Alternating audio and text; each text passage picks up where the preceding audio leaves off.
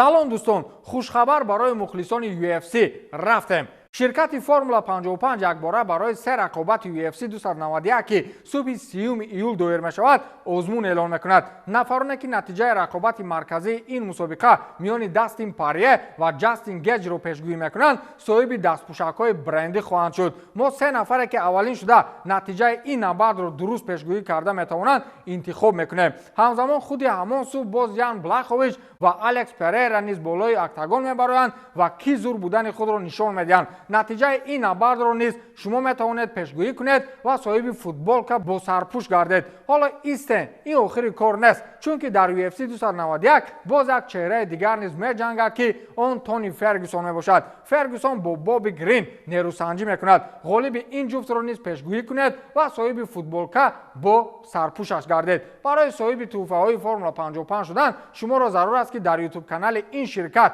подписатсия кунед ва дуюм дар комментария назари худро баён созед. масалан дастин порье ғолиб мешавад дар раунди дуюм ё сеюм ё бо усули буғӣ кардани рақиб ё ба хулосаи шумо чӣ хеле бошад. хулас фикр кунед ва мо шаҳри шуморо интизорем. як нафар як шаҳр навишта метавонад ва онам то шоми рӯзи 29 июл. мо бошем дар ҳар як рақобати зикршуда се нафари аввал пешгӯияш дуруст баромадаро интихоб мекунем. ба ҳама барори кор рафтем.